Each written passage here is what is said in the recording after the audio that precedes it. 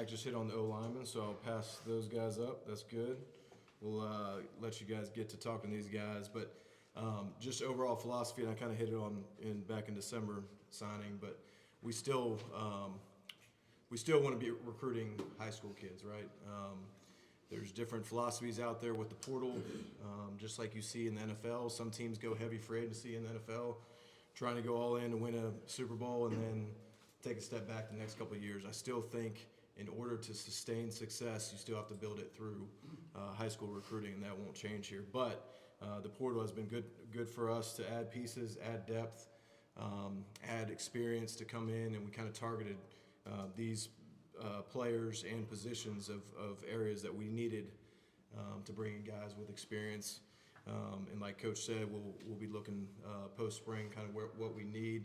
The good thing is, though, having those 21 guys come in mid-year, we're going to get a great look at those guys to really say, hey, we thought we needed, let's just say, for example, a linebacker, but those young guys coming in, I mean, we feel really good about them. So that's the benefit, again, of high school recruiting and getting guys to come in early, and it gives you 21 extra guys to come in, which never really happened in the past. You might have 8 to 10 guys. 21 is very high, and we're excited about that.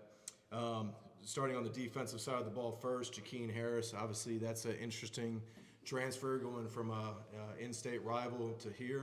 But that's the nature of the portal now. Everybody's just looking for an opportunity to go and compete and play. The great thing about Jakeem, as soon as he hit the portal, he was able to drive over however many miles over here on campus, and we were able to visit with him. Just getting around him, he is you can tell how important football is to him. He's tough as crap. Had the injury this year or would have played all year, but he's back full speed. He'll be ready to go. But he's got over 40 games of experience, 22 games starting. We needed to bring a guy with experience, obviously losing Don and Gio to match with Stick and Will Hardy and those guys that are veterans back there. So for us, he's a ball hawk, very instinctive.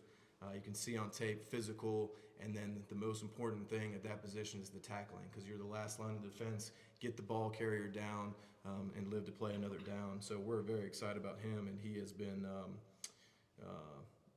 awesome since he's been here. He's got a great smile, engaging personality. I think he'll be one of the leaders on this team, and the team has really embraced him coming over, and he looks much better in Carolina blue than he did in red. Going to offense, Coach kind of hit on Austin Blasky. I think for us, a couple things on Austin why we liked, first of all, the tape is, he's played tackle, he's played center. For us, he'll go through spring, kind of figure out where he fits, but probably be on the interior, center, or guard. But he's just so smart and so versatile. He's a plug-and-play guy for us, and we're excited to get him. He has a lot of characteristics, traits of a Corey Gaynor, just because he's so tough, he's smart. When he came on his visit, he came to practice, and you can just tell guys that just love football, and he was just following the offensive line, taking notes, engaging with the offensive lineman, and he's already taken over, like Coach said, a leadership role here. He's always working out with the younger guys and developing those guys. So I think he's going to be a valuable piece for us, a la Corey Gaynor, who really, it's more than just your talent and your playing ability, but it's how you bring those other guys, those 5 guys along. So him and Willie will be step up and be leaders for us on the O-line. Darwin Barlow, we were looking for a running back that had size. We were looking for a running back that had speed, and he fits both those. 6 foot, 220. He was a 10-7 100-meter coming out of high school. With our new offense in the inside zone, just being able to hit it and go. So we really liked his tape.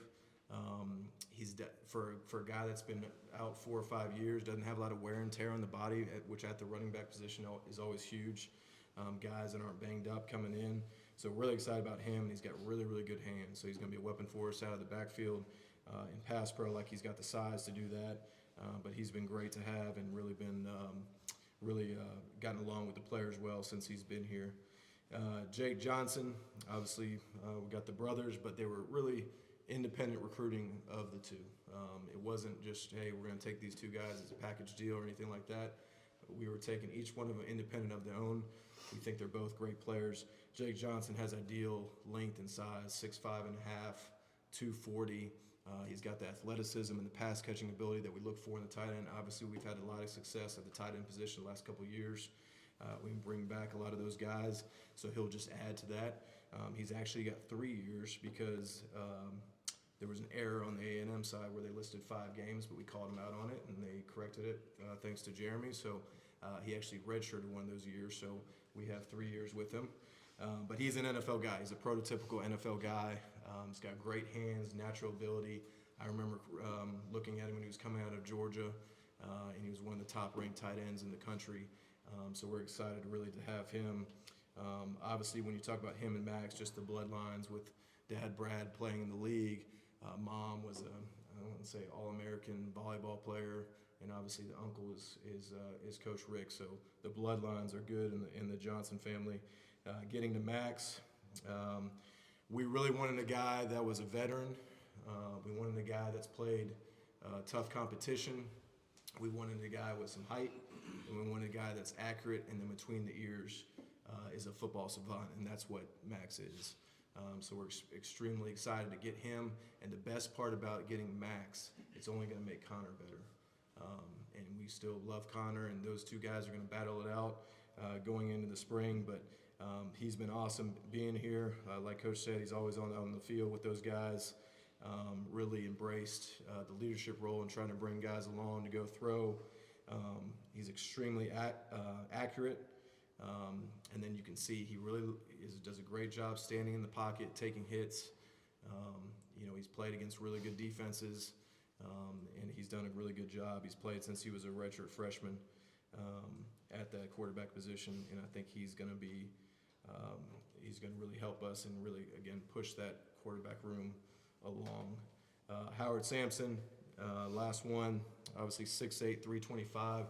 So when we're looking for a tackle in the portal, the first thing we look for is the size and length, because that beats anything. It beats you can have poor footwork, poor technique, but if you have the length to recover and play that position, that just sets you apart. So he's got that. Obviously, Randy recruited him when he was at North Texas, so we had a leg up there as far as the character piece, the intelligence piece, all the background, which again is huge in the portal because it's like drinking through a fire hose. You got 48 hours to really figure out if you want this guy, and then you got to get him on campus, and you got to battle these other teams. So for us, having Randy recruit him out of high school was huge. But he is when you see him, he looks like he should be on the basketball team. But he does not look 325 either. He's got room to gain and get stronger, but he's going to be a valuable piece for us. And like Coach said, 3 years with a body type like that is huge for us. And those are the guys. All right, Pat. Yeah, thank you. Thank you, man. Do you guys want to ask Pat anything? Or you want to get right into the guys? I have a question just real quick on Jaheim. Obviously, you mentioned he did have the injury last year. He's an experienced guy. What kind of allowed him to be as high on you all's radar as he was? Kind of looking at it saying, hey, we know he was injured in this time. What kind of allowed him to remain high on you guys' radar? Well, I think it always depends on what type of injury it is. Some injuries are not as bad as others, and so we felt comfortable with the injury first of all. Second of all, he's playing in the league, so there's a lot of comp. He's playing the same teams that we play against, and we've seen him play. So as soon as we hit the portal, we knew who he was and that he was a good player. I had recruited him a little bit out of high school from Benedictine down in Savannah, so I had a little background. He had a brother that played at Georgia Southern, so I kind of knew what he was about. But you turn on the film, you can see what he's about and the physicality and the tackling that we're looking for at the position. And again, like I said, it's always easy. Most guys are trying to schedule an official visit. They got to get here and fly. We're like, hey, can you come over to the facility? And 15 minutes later, he was here. So, Pat, you guys are working hard to get to $5 million. Other schools have $13, $15 million in NIL money. allegedly. Yeah, I mean, how do you compete against that if it is true? No, I mean, I look at it as, we're not the NFL, because the NFL has salary caps, and they're able to, as a general manager, I'd be able to say, okay, this guy gets this. We have to stay out of the money piece. Obviously, that's up to Heels for Life and the collectives to do that. We're basically baseball, all right? There's no salary caps. You have to figure out who fits your roster and within whatever budget or everything you have with your collective. So, I really think within the next couple of years, I mean, you can see all that's happening with everybody suing the NCAA. I figure I might just go out and sue the NCAA today because everybody else is. But I think we're headed towards something here sooner than we think. You know, I'm hoping we get to where it's collective bargaining and everybody makes something because they deserve it. And if we would have just done this at the beginning, we probably wouldn't be in the position we're in.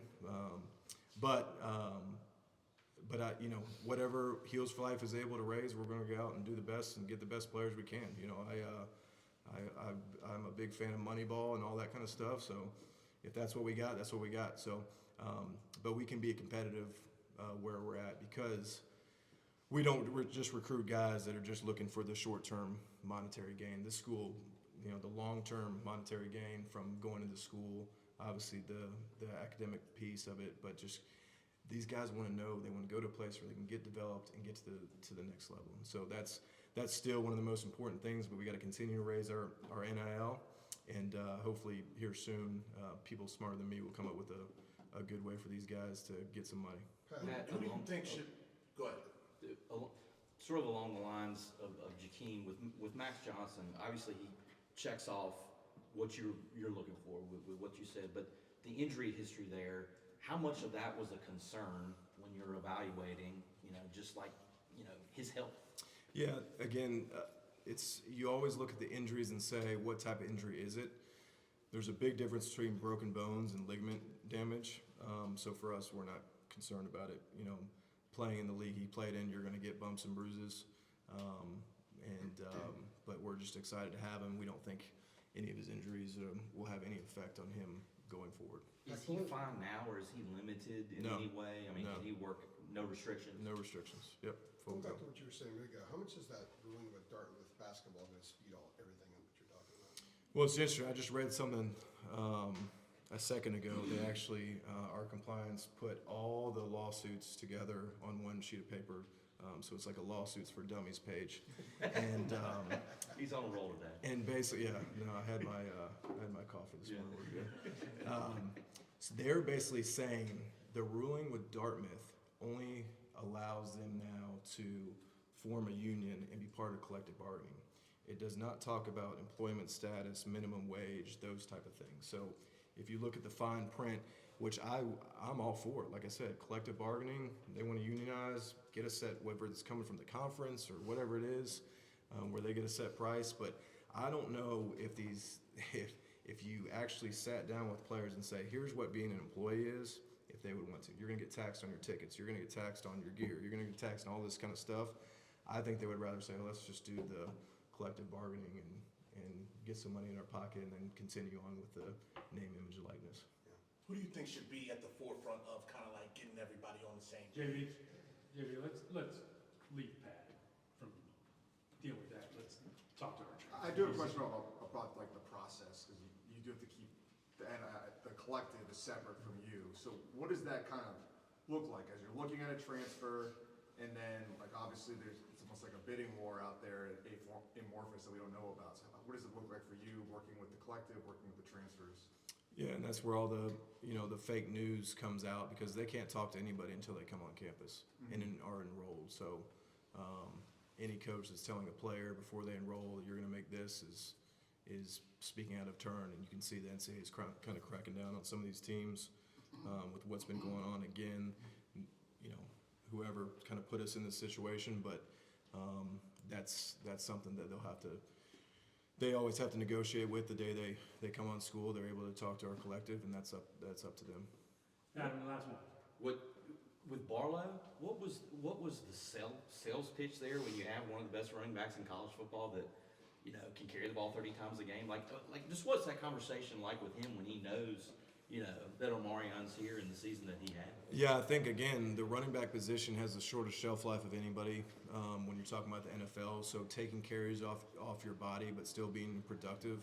You know, I grew up in a time where it was Mark Ingram and Trent Richardson, and Trent Richardson and Eddie Lacy, then Eddie Lacy and T.J. Yeldon. So you always had a 1-2 punch that's not only going to help Omarion, you know, take carries off his body, but it's going to help Darwin as well. So I think you always have to have 2 or 3 guys at that position ready to go. And so for him, he he knew about Amari, and he just wanted to be part of it, and really like the scheme and the offense that we run here. Good stuff. Cool. All right. Thanks, guys. Thank you. Thanks, Matt. Appreciate y'all.